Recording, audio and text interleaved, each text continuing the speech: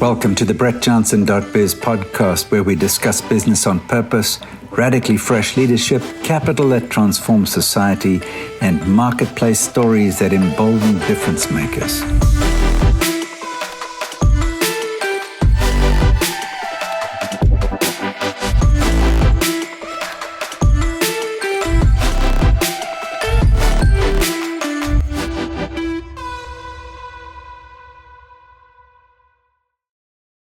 Ten steps to restoration. Step number 8, restoration of children. This is the 12th out of a 15-part series. Welcome. But Zion said, "The Lord has forsaken me. The Lord has forgotten me." God replies, "Can a mother forget the baby at her breast and have no compassion on the child she has borne? Though she may forget, I will not forget you. See, I have engraved you on the palms of my hands. Your walls are ever before me. Your children hasten back, and those who laid you waste depart from you. Lift up your eyes and look around. All your children gather and come to you." Step number 8, the restoration of children. "As surely as I live, declares the Lord, you will wear them, your children, as ornaments. You will put them on like a bride. They'll be your crown jewels." So this particular segment addresses the deep pain that parents feel when their children do not follow God. Now, this can happen up in the generations when parents don't follow God, or grandparents, or grandchildren. God anticipates the objection. We're in the middle of God speaking about restoration, what he's going to do to bring them back. Land, capital, inheritances, etc. They say, what about my kids? And God anticipates this, and the promise is firm. Your children hasten back.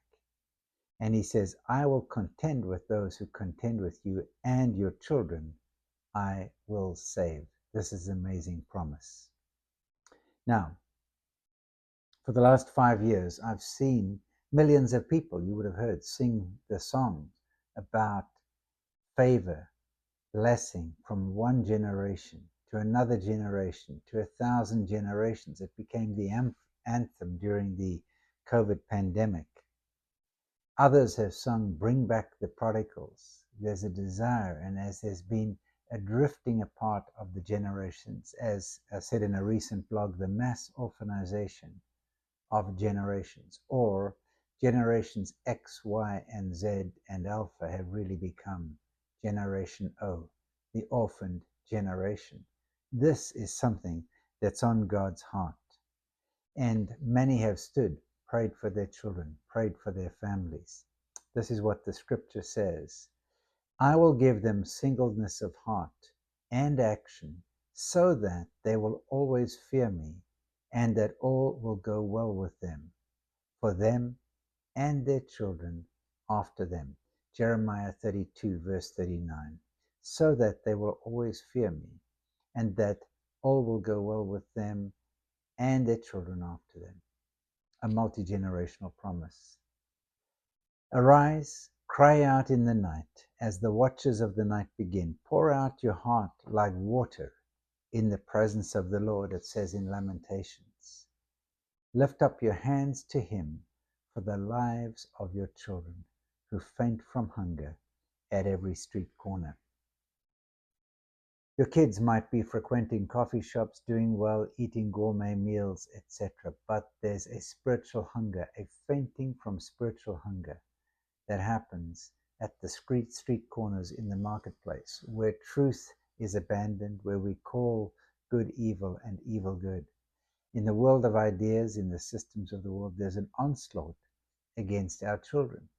And so the promise over here is that as God restores, he also restores children.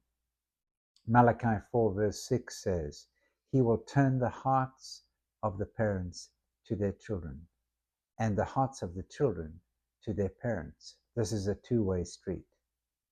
And then it comes with a warning, or else I will come and strike the land with total destruction. Remember the 10 Commandments. Honor your father and your mother. The promise is a long life. When we don't honor our father and mother, there's a breakdown of the family unit and ultimately, as Malachi says, the destruction of society.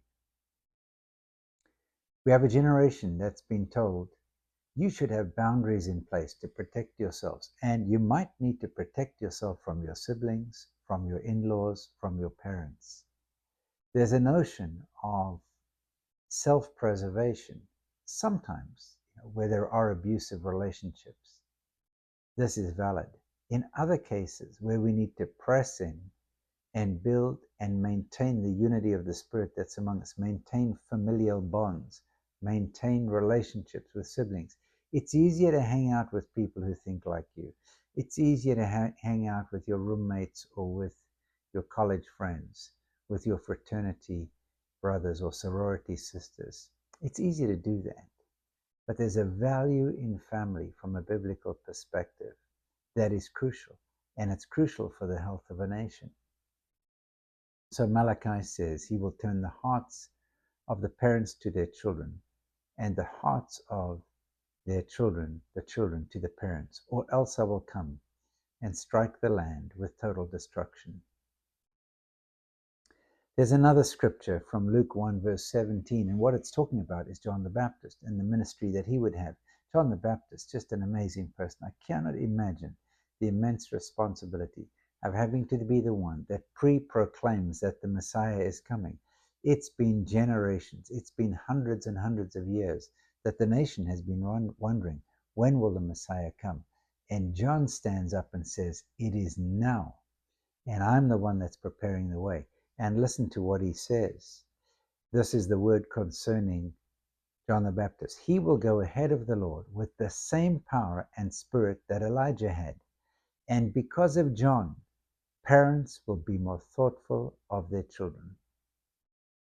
Now, this particular verse doesn't expressly say anything about the children. It puts the onus on the parents. In fact, other translations say fathers will be turned towards their children.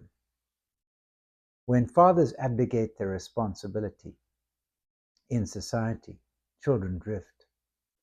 We have a world where we have a fatherless America, where we have millions and millions of children who don't know their fathers, or where the fathers are absent, missing in action. Yet a mark of the kingdom coming is parents will be more thoughtful of their children. And people who now disobey God will begin to think as they ought to. This is how John will get people ready for the Lord, the scripture says. So let's not put all the onus on the kids. We as fathers in particular need to step up. Recently in a podcast, I interviewed my good friend Cassie Carstens, and we talked about how he formed the organization, The World Needs a Father. I encourage you to go back and listen to that episode, and how he sat in a hut in Africa, hearing and seeing the atrocities that had happened on the continent, and wondering what the cause was. Was it godlessness? Was it poverty? Was it violence? Was it war? Was it greed? What was it? Was it religion? What was it that was causing this massive breakdown of society? And God revealed to him it was fatherlessness. And the promise here in step number 8 is that God will contend for your household, and there will be a restoration of children. Now, you might have given up on your own kids and say, well, at least I have spiritual children. You might not have children, and it's good to have spiritual children. That's great. And the promise is for your actual children, for your real children, your biological children, your adopted children. So stand in the gap for your household. Believe the best. Make time for your children. Fathers, have your hearts turned towards your children. If you need to apologize, apologize. If you were absent, become present.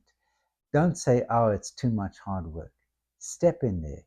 Get in the gap, because this is a crucial part of the 10 steps of restoration. And know that God is going all out in support of your household. He promises, and your children I will save. God bless you, and I'll see you on the next episode.